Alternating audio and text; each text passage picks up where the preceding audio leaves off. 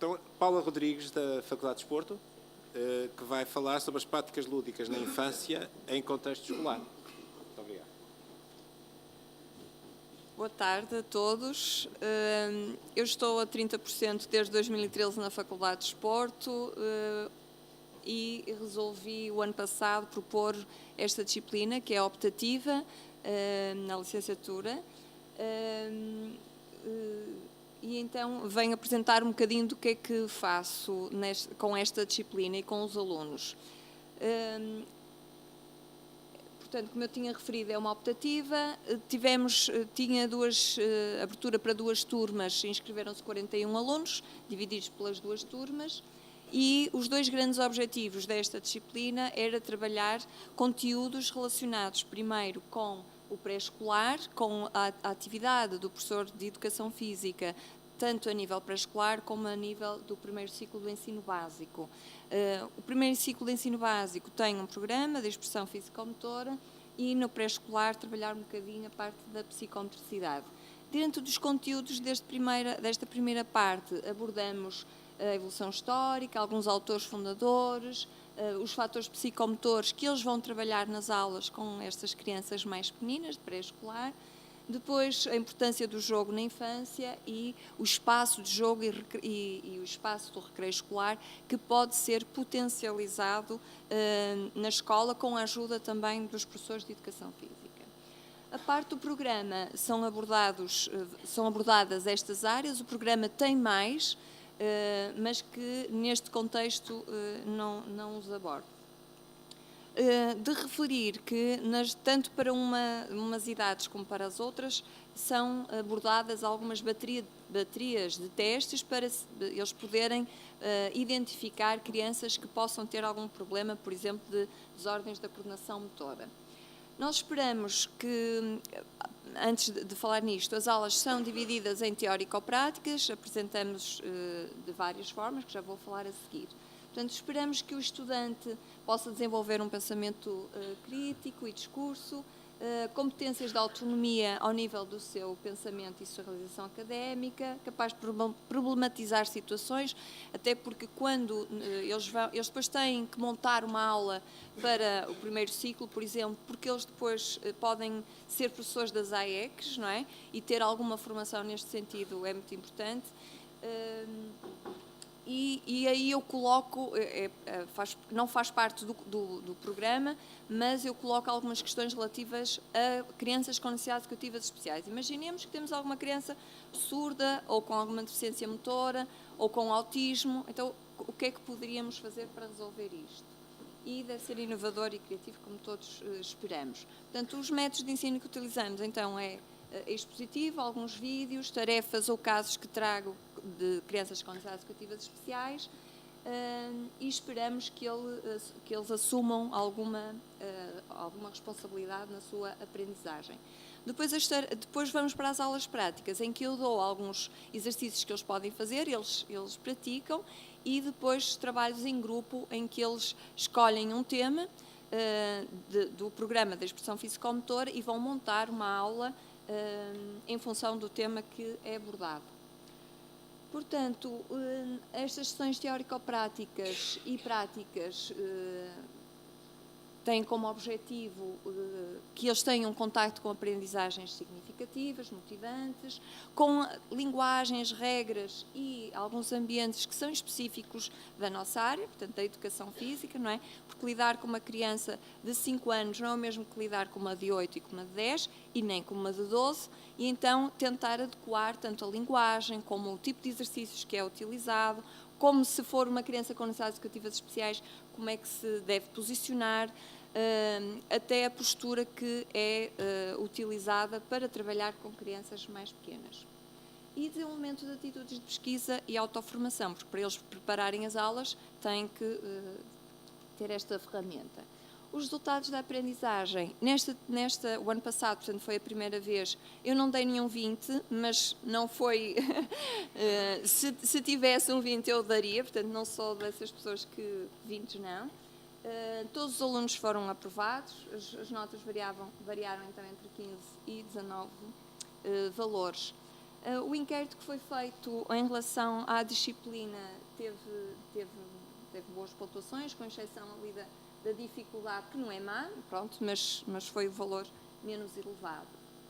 Então, todo o esforço que foi realizado nesta unidade curricular tem reflexos positivos, que eles depois, no fim, nós compilamos todas as aulas que eles tinham preparado para que todos pudessem ter acesso, quando forem trabalhar, já têm ali, com algumas correções minhas, têm ali todo um manancial de exercícios e de comentários.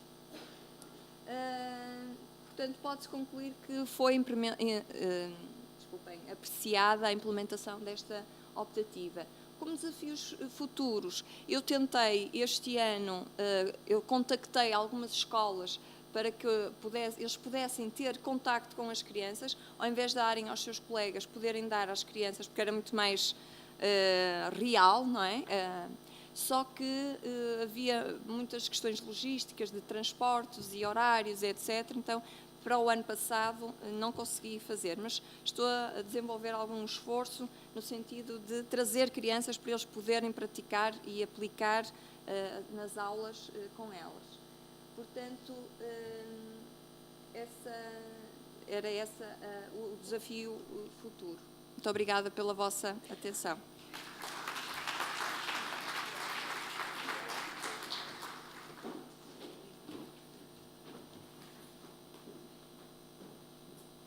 Muito obrigado, Paula.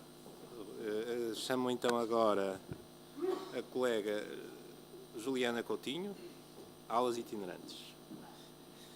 Portanto, sem PowerPoint. Sou de Direito, portanto, um método expositivo acima de tudo, estou a brincar. Boa tarde a todos, caros colegas. Chamo-me Juliana Coutinho, sou assistente da Faculdade de Direito da Universidade do Porto.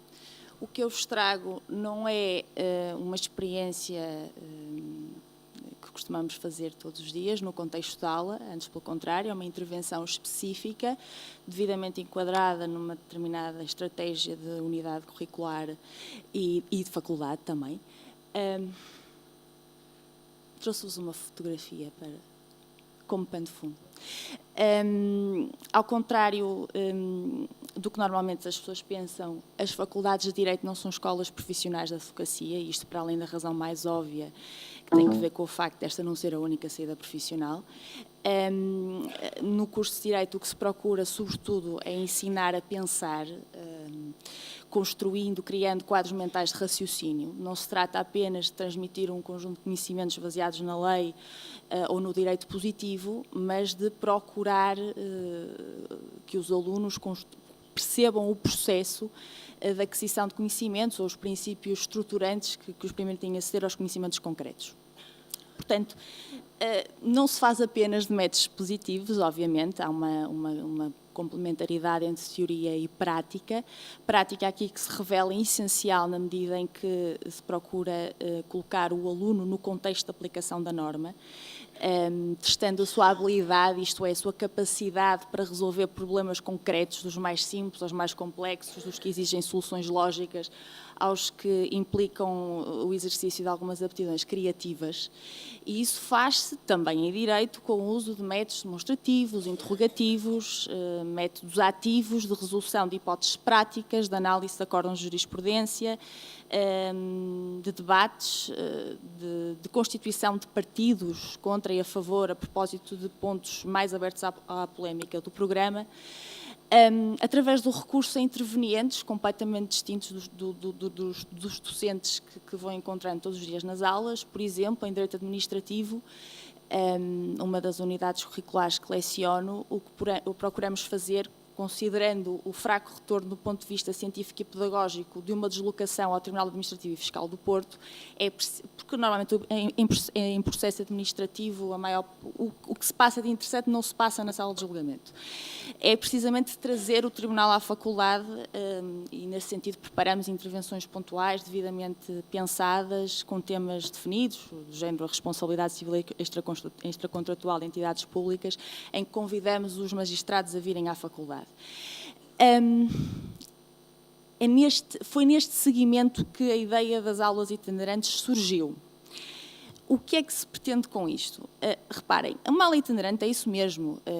O que se fez foi organizar uma aula dividida em 2 momentos, o primeiro na Faculdade de Direito da Universidade do Porto e o segundo em sítios previamente definidos em colaboração com a Porto Vivo, Sociedade de Reabilitação Urbana da Baixa Portuense, SA, que é uma sociedade de reabilitação urbana que desenvolve atividades de recuperação e reconversão urbanística no centro histórico da cidade do Porto. E, portanto, tirando aqui um bocado de partido da nossa localização privilegiada na Rua dos Bragas, propusemos este desafio à Porto Vivo, que de imediato aceitou, e portanto, reparem, não se trata apenas aqui, o aspecto fundamental não é apenas motivar os alunos para a unidade curricular de Direito do Urbanismo e do Ambiente, onde empreendemos esta iniciativa, que é uma unidade curricular do terceiro ano da licenciatura. Claro que o aspecto motivacional é importante, mas não é tudo. O que se pretendeu foi, considerando os objetivos pedagógicos gerais do programa da disciplina e, mais concretamente, o capítulo referente à reabilitação, estética e centros históricos, por um lado, e por outro, a prática privilegiada da Porto Vivo no âmbito da reabilitação urbana, foi uma abordagem interdisciplinar e integradora que permitiu colocar os alunos num contexto totalmente diferente de sala de aula, incentivando-os a um conjunto e colocando-os num conjunto de problemas e, portanto, levantando um conjunto de questões que lhes permitiam desenvolver competências que com certeza não desenvolveriam num contexto de sala de aula. De facto, as universidades devem interagir com a sociedade em que se encontram, não é? É nela que se formam, é nela que intervêm, é para ela também que desenvolvem e implementam os seus planos formativos, e foi isso também que se procurou fazer com esta iniciativa.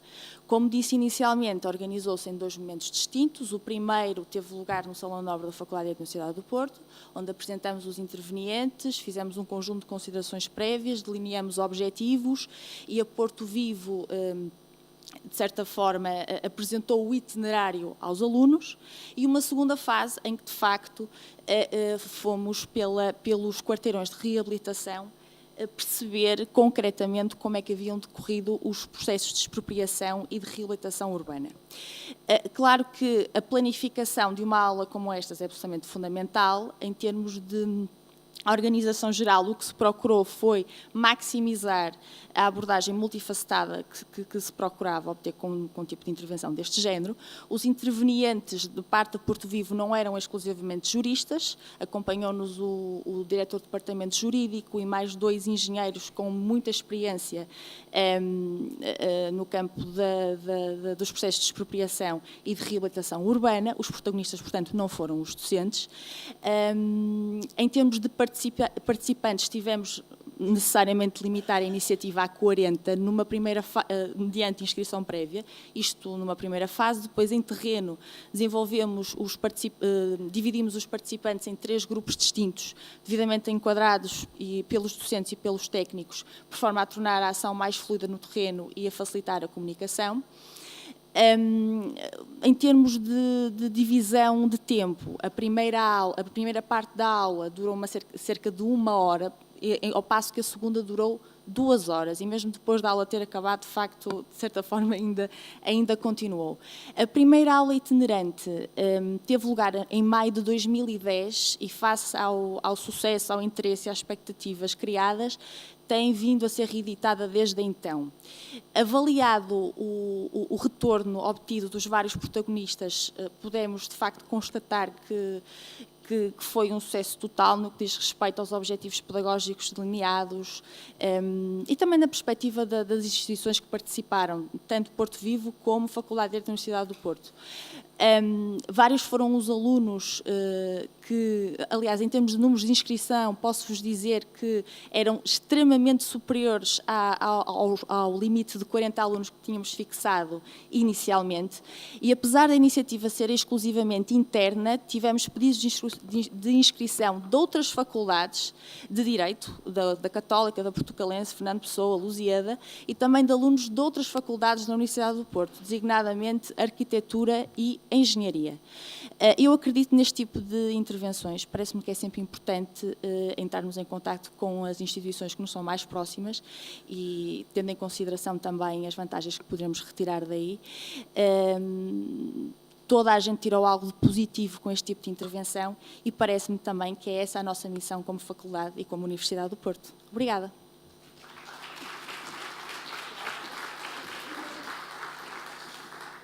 É verdade, estava cá, sim, senhor. Muito bem.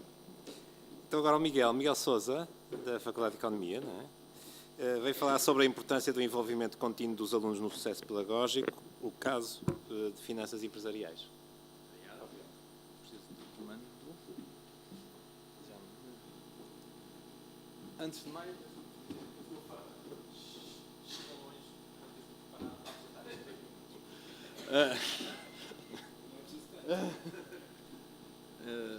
mas pronto, antes de mais, queria agradecer o convite que me foi endereçado pelo Conselho Pedagógico da Faculdade de Economia para apresentar este caso.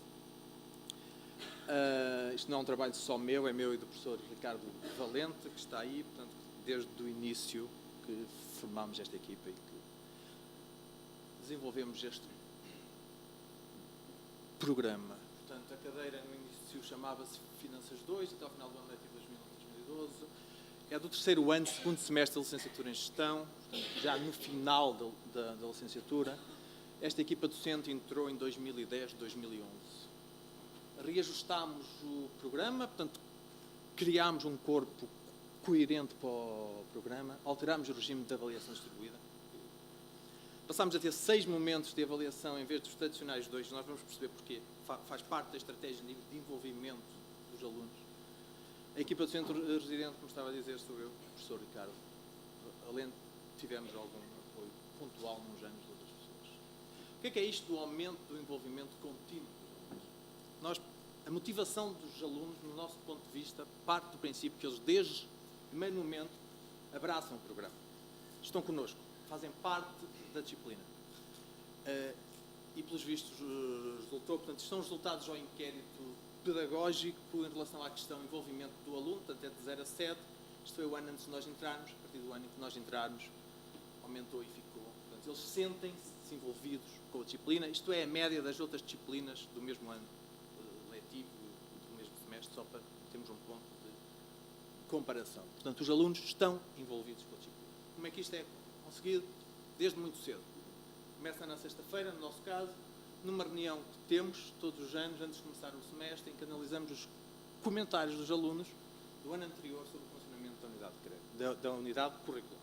Portanto, são analisados todos os comentários, todas as sugestões de melhoria dos estudantes do ano anterior. É enviado um e-mail aos alunos, é criado o primeiro contacto com os alunos e é marcada uma aula de apresentação. É uma aula onde estão todos os docentes, normalmente só eu e o professor Ricardo, quando temos pontualmente outro professor a ajudar, estará lá. Não há uma aula de apresentação individual, não, nós temos todos os alunos ao mesmo tempo, está marcada a aula de apresentação.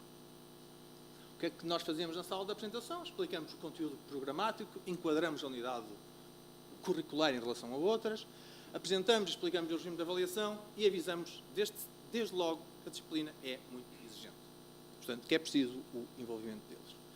Durante o ano letivo, como é que conseguimos? Temos a sorte de estarmos a falar em finanças empresariais, estamos a falar de empresas mais conhecidas, portanto, nós temos casos práticos, apelativos, que são todos os dias, diariamente, referidos nas nossas aulas.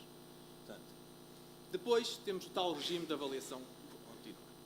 É mais aparente do que na realidade, porque eles são basicamente avaliados em 2 momentos de avaliação, mas nós damos a entender que eles são avaliados muitas vezes.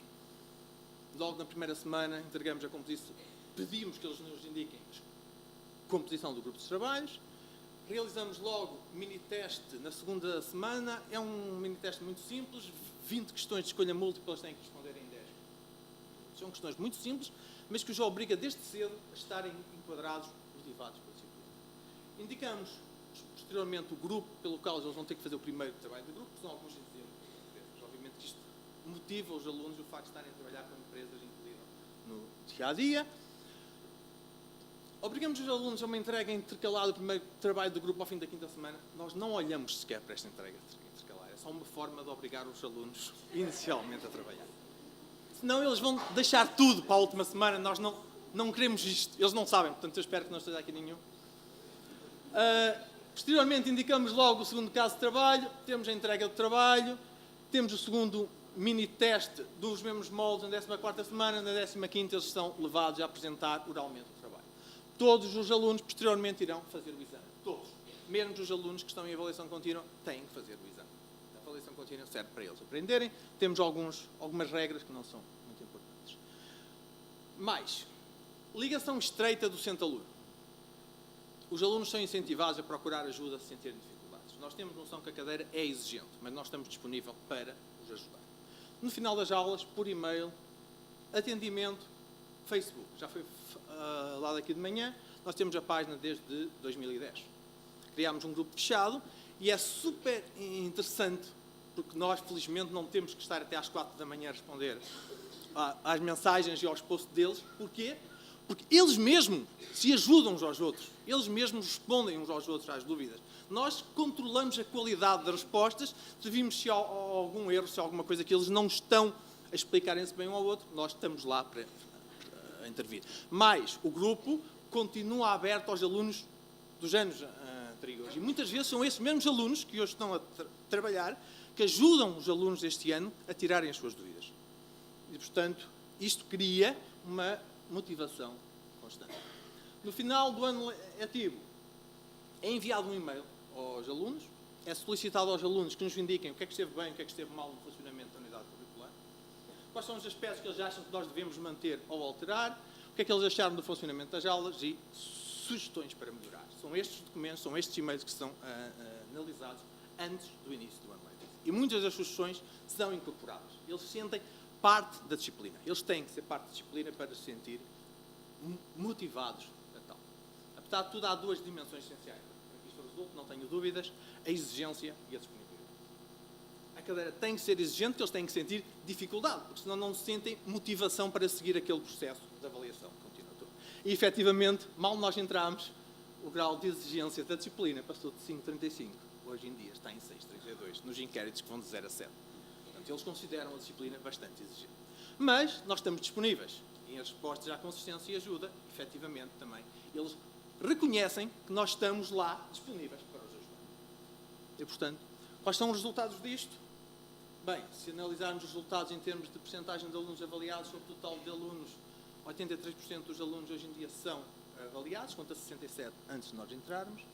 A percentagem dos alunos aprovados aumenta de 82% para 94%.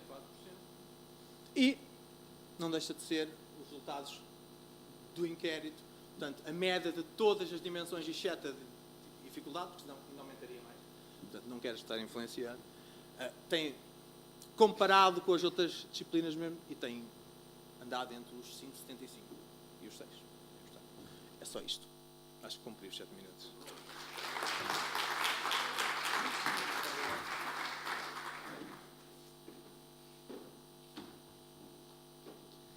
Cumpriu escrupulosamente. Agora tenho uma triste notícia para lhe dar. É que isto foi gravado, vai estar disponibilizado. Depois lá vai ter que ver a entrega intercalada de trabalho de grupo. Ora bem, então agora da FEUP é o professor Armando Torres, não é? Dispositivos técnico-pedagógicos no projeto FEUP. Agradeço antes de mais o desafio colocado pela Universidade do Porto, agradeço o convite lançado pelo Conselho Pedagógico da Faculdade de Engenharia, agradeço a todos a vossa presença e tenho o gosto de apresentar o meu amigo Armando Sousa, que é engenheiro, mas quase psicólogo. Eu gostava de apresentar o meu colega Manel Firmino, que é psicólogo de formação, mas é quase engenheiro. Ora, nós vamos tentar partilhar convosco uma série de dispositivos técnico-pedagógicos, escolhemos o nome tendo em conta um bocadinho esta nossa parceria. Vamos rapidamente caracterizar o projeto FEUP. depois falar-vos ou partilhar convosco um upgrade pedagógico, não resistimos a deformar a palavra upgrade, e sobre esse contexto destacamos das 7 inovações que trazemos, são algumas das várias, 3. O enquadramento teórico será feito sobre aquilo que nós vamos apresentar, depois vamos naturalmente mostrar resultados e tirar conclusões. Rapidamente, de facto, e tendo em conta o tempo, a UC de que estamos a falar é do primeiro ano, é uma UC transversal a todos os cursos da FEUP, foi criada em 2005, 2006 pelo diretor Carlos Costa da FEUP, tendo em vista sobretudo a necessidade de melhorar 2 aspectos. O desempenho académico e 2, basicamente, a questão da integração dos estudantes no ensino superior, que, como sabemos, tem vindo a ser exacerbada devido a vários fatores que estão do conhecimento de todos nós. Ao nível dos objetivos e do formato, muito rapidamente, os objetivos são receber e integrar no ambiente FEUP os estudantes recém-chegados do primeiro ano, divulgar os serviços disponíveis e que lhes dão imensos recursos, desenvolver competências, sobretudo soft skills, mas não só, e alertar para a sua importância na carreira da engenharia. Naturalmente, por fim, e não menos importante, discutir cientificamente temas nas áreas da engenharia e, naturalmente, também desenvolver projetos. Do ponto de vista do formato, trata-se de uma semana inicial de formação intensiva muito compactada, que terá, naturalmente, depois uma repercussão da avaliação sumativa, meio semestre de trabalho por projetos, em equipas, que são acompanhadas por monitores, supervisores, etc. E, finalmente, um relatório final científico do resultado do projeto com apresentação e póster em congresso final e, naturalmente, sufragado por uma avaliação sumativa. Quanto à dimensão, enfim, basta dizer-vos que estamos a falar de cerca de 1000 estudantes.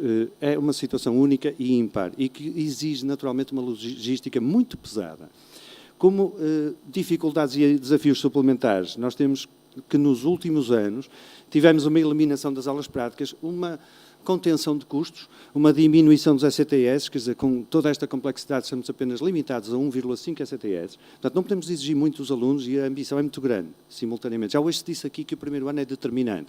Diz o senso comum que tudo acaba bem quando começa bem. E, portanto, há um especial cuidado na recepção e no desenvolvimento dos alunos logo no início. A logística é muito pesada, a diversidade de serviços é enorme, uma enorme multiplicidade também de atores e, desculpem, mas temos naturalmente que ter em conta constrangimentos operacionais próprios de um meio institucional que não está mais focado, nem inicialmente sensibilizado em competências técnicas, fora das técnicas. Quanto ao upgrade pedagógico, rapidamente, nós destacamos 7 inovações, vamos detalhar as 3 primeiras só, conceber e realizar uma mega atividade outdoor para a integração dos estudantes, generalizar o uso do Audience Response System em situações de apresentação em palestras no grande auditório, estamos a falar de 500 estudantes e criar interatividade aí, planear e implementar um conjunto de atividades pedagógicas que são compostas por exercícios práticos, por dinâmicas de grupo e por jogos com PC, portanto com novas tecnologias, e para o desenvolvimento de competências, incrementar a realização de exercício em e-learning complementarmente, promover a utilização do Moodle não só como repositório de conteúdos, mas como apoio, de facto, à aprendizagem e à avaliação formativa também, facilitar e estimular o uso de aplicações colaborativas que estão na moda, o Google Apps, e permitem-nos desenvolver bons trabalhos em equipa, mesmo vencendo as questões da distância, do tempo, etc. E, finalmente, tudo isto levou-nos a redesenhar fortemente o planeamento pedagógico existente, criando condições para facilitar o estudo autónomo, o desenvolvimento de competências e enriquecer os resultados de aprendizagem, proporcionando também, simultaneamente, naturalmente, o desenvolvimento de uma melhor integração dos estudantes. A primeira inovação que destacaria, que deu imenso trabalho, foi pensar numa mega atividade que os envolvesse a todos e que trabalhasse de alguma forma a inclusão. Inserir todos os estudantes num esforço de cooperação geral, ao nível da interação, integrar cada estudante no grande sistema humano do qual faz parte. Aqui vamos buscar uma metáfora tipo superorganismo. E eu assinalo que é particularmente relevante do ponto de vista psicológico. Quanto maior é a multidão onde estamos inseridos, a situação da exclusão nesse contexto é terrível. E, portanto, nós temos que entrar em conta, não é uma exclusão qualquer, é no meio de 1000 estudantes. Unir os contributos individuais de uma dimensão coletiva, envolvendo os estudantes numa construção humana de grande dimensão que visava representar a FEUP. E aqui há questões que se jogam entre a identidade individual e coletiva, obviamente. Não é? Quanto a esta grande dimensão, pretendia-se também fazer marketing interno e marketing externo. Ora, deste ponto de vista, temos um vídeo... It's a new dawn, it's a new day. It's a new life for me, yeah. It's a new dawn, it's a new day. It's a new life for me. foi feito um software especificamente para que cada um deles procurasse identificar a sua marca pessoal no contexto da multidão. Numa lógica de onde é que está o Wall-E, não é? E foram feitos grandes cartazes onde eles se reviram e depois puderam, com software, encontrar-se eles próprios. Vamos rapidamente para a segunda inovação. A segunda inovação é um Audience Response System, portanto, um sistema de clickers, que se pretende fazer uma exposição dialogada mantendo o ambiente de grande auditório, cativar o interesse, manter a atenção de todas as pessoas e obter feedback entre o formador e uma grande plateia em tempo real. Viabilizamos ainda procedimentos de avaliação que tanto podem ser diagnósticos como em qualquer altura. Pedi a vossa colaboração no sentido de me dizerem, até agora, vocês faltavam a uma aula de 90 minutos e queria que utilizassem o telefone para me informarem, por favor. Ok. Portanto, estes são os resultados. Acho que vocês devem pensar bem que isto, basicamente, quer dizer que aproximadamente 27% admite que andou a fazer coisas que não devia ter andado. E isso, de facto, daqui para a frente, leva a questões éticas complicadas. Ora, muito bem, e continuando, nós temos então uma terceira inovação, que foi um conjunto de atividades pedagógicas que permitem incluir exercícios práticos, dinâmicas de grupo, jogos em PC, proporcionando o desenvolvimento de competências abordadas na cadeira. Permitem ainda estimular o trabalho em grupo e oferecer oportunidades de interação que são extraordinariamente importantes para a criação de um espírito de trabalho saudável. Como exemplo, temos então engagement ao longo de toda a semana inicial numa extraordinária complexidade de apresentações. Por trás disto tudo, em termos de enquadramento taxonómico, uma investigação que demorou 5 anos e terminou em 2012 permitiu identificar que, numa abordagem casuística, todo o tipo de método, ensino, aprendizagem e avaliação pode funcionar. Contudo, depois temos que ter, naturalmente, uma postura casuística. Pode funcionar em quê e para quê? Qual é o perfil de estudantes que estamos a lançar na universidade e, particularmente, na sociedade, no seu output? O projeto FIOP tem, naturalmente, uma perspectiva clássica, Teach, Test and Hope for the Best, enfim, a pedagogia tradicional, que, naturalmente, está na formação inicial intensiva, mas depois tem uma grande ambição com a pedagogia de projeto, onde favorecemos a emancipação. Com detalhe, seria possível desenvolver aqui, enfim, um aspecto bastante interessante. Ao nível dos resultados, em flecha... Ao nível de resultados, temos resultados a nível da integração e dos resultados de aprendizagem. Em particular, integração, isto é, saber estar, saber trabalhar na Faculdade de Engenharia, um claro desvio para a direita. Ao nível de saber produzir comunicação escrita, um claro desvio para a direita, uma alteração da moda bem clara. Comunicação visual, que é que eu quero? Quero capacidade de síntese e criação de gráficos coerentes. Resultado, está quase. Resultados de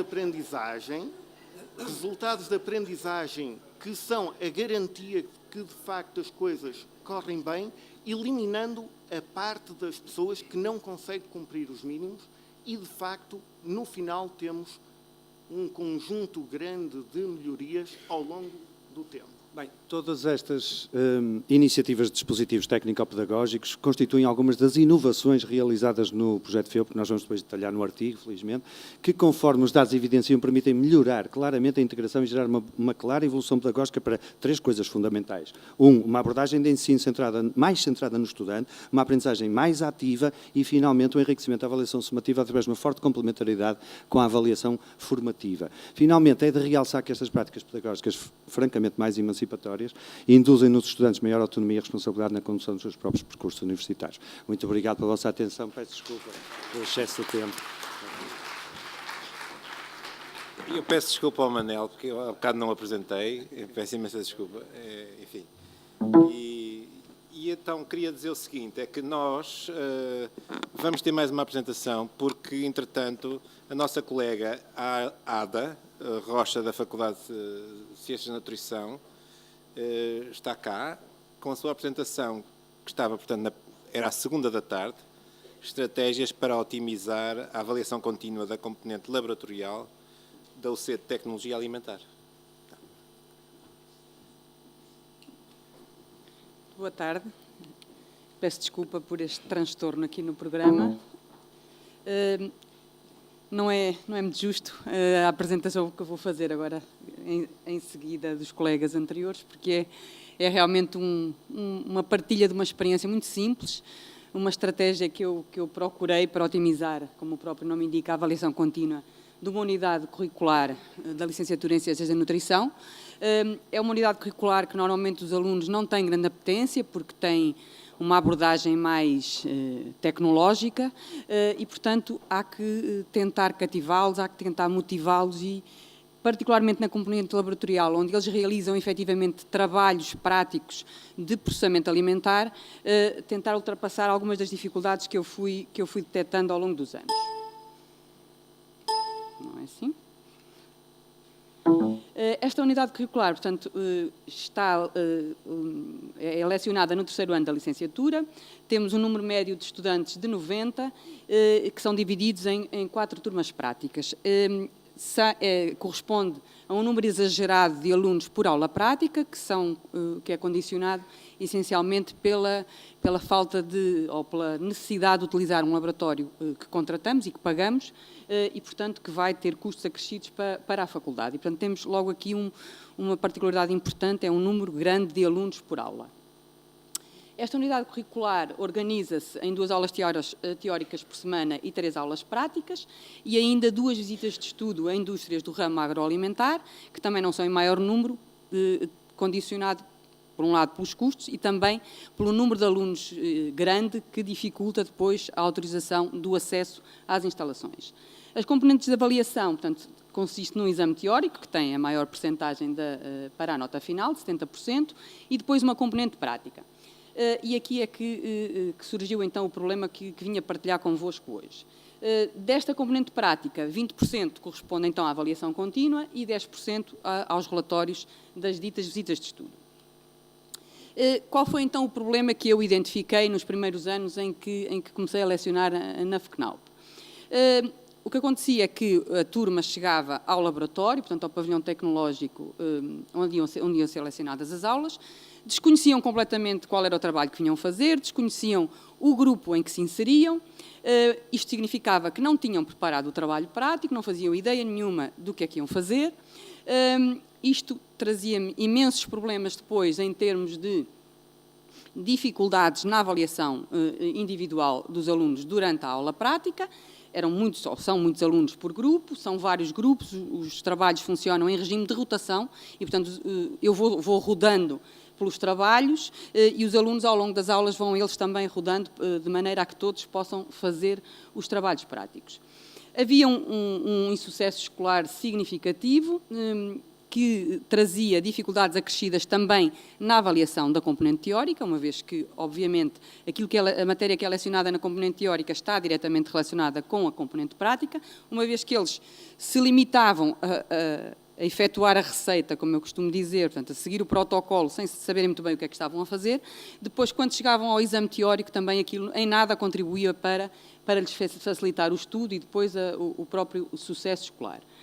Por outro lado, isto sem querer falar contra mim própria, talvez a principal razão que me levou a tentar experimentar várias estratégias era a quantidade de relatórios que eu tinha que ler, e muitos deles eram copy-paste uns dos outros. Portanto, eu, ao fim, inclusive de uns anos para os outros, e, portanto, eu comecei-me a perceber quem está aqui a ter o trabalho sou eu, e isto não tem nenhuma mais-valia para os estudantes. Portanto, o que eles faziam inicialmente eram obrigados a entregar um relatório prático no final, alguns dias depois da realização da aula. Fui, então, ao longo dos anos, experimentando diferentes estratégias, portanto, os tais relatórios, primeiro individuais, depois, à medida que o número de clausos foi aumentando e o número de alunos foi aumentando, começaram a fazer os relatórios em grupo. Depois experimentei também incluir algumas perguntas no exame teórico sobre os trabalhos laboratoriais. Isto também não adiantava nada, porque significava que eles só iam estudar na altura, naquela semana, ou uma ou duas que tinham antes do exame, e, portanto, toda aquela componente prática tem um custo muito grande para a faculdade e envolve um grande esforço da parte docente, na minha opinião, não estava a ter nenhum contributo positivo para os estudantes. E ainda fiz também experimentei outra estratégia, que foi realizar um exame só sobre a componente prática, no dia do exame teórico ou no outro dia, mas todas estas estratégias revelaram-se, na minha opinião, pouco bem-sucedidas. Finalmente, aqui há uns 7 ou 8 anos, já nem sei bem ao calcular, experimentei uma outra estratégia que eu penso que, pelo menos ainda não senti necessidade de a mudar até ao momento, e que tem dado muito melhores resultados, quer para os estudantes, quer para mim. Portanto, o que eu faço é uma aula teórico-prática, que penso que é normal, da apresentação dos fundamentos teóricos, dos trabalhos práticos laboratoriais que eles irão realizar, e, portanto, explico-lhes em cada trabalho qual é o objetivo, qual é o procedimento, o que é que tem que preparar, distribuo-lhes depois os slides, distribuo-lhes os protocolos das aulas, faço a distribuição dos alunos por grupos, normalmente são eles até que sugerem. Quando eles chegam ao laboratório, é dado um tempo no início da aula para eles se localizarem junto do equipamento, para confrontarem o protocolo com o equipamento, tentarem entre eles discutirem alguns aspectos e algumas dúvidas que tenham, e antes de iniciarem o trabalho prático propriamente dito, eu vou junto de cada grupo e individualmente questiono os alunos sobre o que é que vêm fazer, o que é o trabalho, qual é o objetivo, qual é o equipamento, e efetivamente isto permite-me que eu avalie individualmente cada aluno.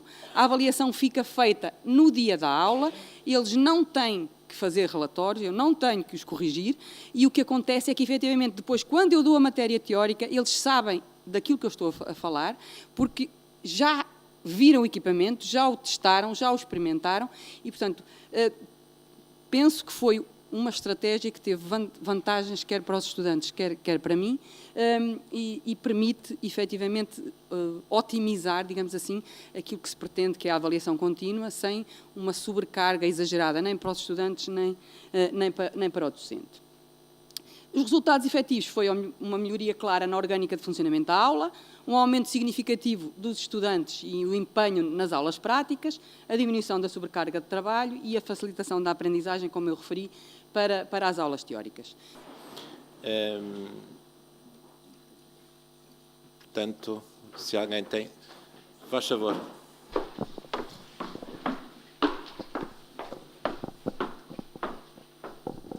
Olá, obrigada. Eu queria fazer uma pergunta à colega Juliana.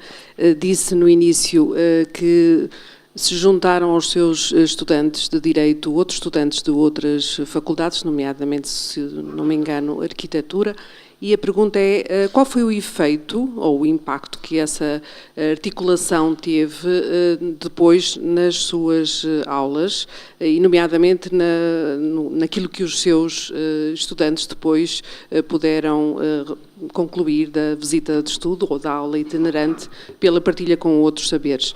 E depois, para o colega Miguel Sousa, disse que começava a sua UC por fazer primeiro um feedback daquilo que os estudantes já tinham aprendido noutras UCs anteriores.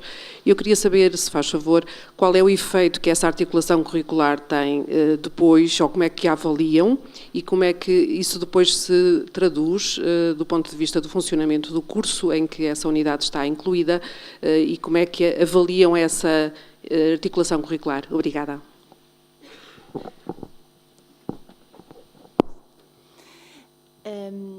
Na aula itinerante, efetivamente, julgo que foi isso que eu disse, que não me fiz entender bem, não participaram alunos de outras faculdades, mas tivemos inúmeros pedidos de inscrição, isto porque, de facto, era uma iniciativa interna, a divulgação também foi interna, circunscrita aos alunos do 3º ano do curso de licenciatura, inscritos na disciplina de Direito Urbanismo do Ambiente, mas na 2ª, e na 3ª e na 4ª edição chegamos à conclusão que, efetivamente, tínhamos, vários eram os pedidos apresentados por alunos de outras faculdades de Direito e de outras faculdades da Universidade do Porto. E eu pareceu-me por bem registar isso mesmo, precisamente porque, sendo a divulgação desta iniciativa meramente interna, significa que de facto, quer dizer, dá-nos um excelente feedback daquilo que foi o interesse suscitado pela aula. Em termos da avaliação do retorno com uma aula deste tipo, O que se procurou, sobretudo, não foi, reparem, não foi do ponto de vista da avaliação dos alunos um reflexo direto, ou seja, imaginem, nós fizemos a aula itinerante e depois, efetivamente, a seguir à aula itinerante, procuramos recuperar a experiência em contexto de aula para perceber o que é que os alunos tinham retirado daquela intervenção. Mas o que procurávamos, sobretudo, era abri-los a novas realidades e perspectivas, inclusivamente também profissionais. Na sequência desta intervenção, esta intervenção deu lugar, por exemplo, a 3 estágios na Porto Vivo SRU, de alunos da Faculdade de Universidade do Porto, deu lugar a vários projetos de investigação no contexto de licenciatura e também ao nível de mestrado.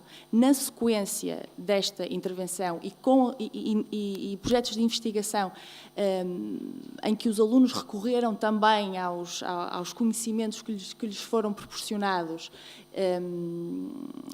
pelo contacto com os profissionais da Porto Vivo, e é nesse sentido que eu digo que a iniciativa foi um sucesso, porque de facto criou e gerou novas ideias e inspirou os alunos também a realizarem trabalhos que se calhar à partida, em um contexto diferente, dos quais nunca se teriam recordado.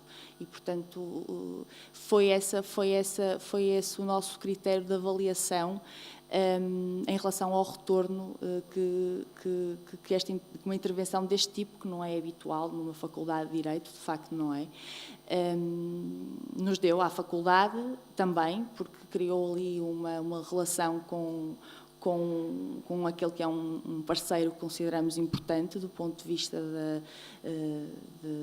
de académico e não só, e também aos alunos, na medida em que lhes permitiu tomar conhecimento com uma realidade que lhes era até então completamente desconhecida. Professor Miguel Sousa. É o que faz as apresentações de 5 minutos ou de 7 minutos, acho que não foi bem claro o início. Portanto, nós analisamos o feedback que os alunos do ano passado nos deram sobre o funcionamento da disciplina. Portanto, é esse feedback. O que nós fazemos na aula da apresentação, enquadramos a nossa unidade curricular nas outras 2 unidades curriculares de finanças, que é a cadeira de projeto de investimento e a cadeira de mercados financeiros. A cadeira de mercados financeiros é dada no primeiro semestre e nós, sem os conhecimentos que eles adquirem lá, nós não temos forma de dar o programa que nós temos. Portanto, nós fazemos questão de mostrar aos alunos como é que a nossa unidade curricular se enquadra no conjunto das 3 disciplinas de finanças. Portanto, basicamente isso. A articulação é feita porque conheço os colegas, fazemos todos parte da secção de finanças. Um dos regentes da disciplina de projetos está no meu gabinete, o outro está no gabinete ao lado, portanto é fácil trocarmos ideias. Há aqui mais uma questão. Está, Paulo Garcia, Laboratório de Ensino e Aprendizagem da Faculdade de Engenharia. Durante a sessão da manhã, falou-se da massificação do ensino como algo negativo, ou sugeriu-se como algo negativo. Eu acho que é positivo, e a pergunta que eu faria aos membros da mesa é em que modo, uma vez que estão todos envolvidos em atividades de ensino e que têm muitos alunos, uns mais, outros menos, é positivo ter muitos alunos e a massificação do ensino foi positiva para o ensino. É um desafio um bocado diferente, mas acho que é importante. Caro Paulo, é uma questão um bocadinho complicada. Eu devo dizer que não senti isso relativamente à intervenção da manhã. Acho que foi mais uma questão, uma constatação de facto, propriamente uma crítica. De qualquer forma, eu não sei se é uma realidade com a qual nos temos que, enfim, com a qual nos temos que deparar e trabalhar. Não senti que fosse... De qualquer forma, não sei se há alguém que... Está bem. Eu gostava de responder de uma forma muito breve, dizendo que a nossa micro-apresentação, que resvalou um bocadinho, porque de facto tínhamos muita coisa para partilhar convosco, tentou ser uma partilha no sentido de demonstrar que nós conseguimos fazer com que isso fosse resolvido. Numa OC de 1000 estudantes.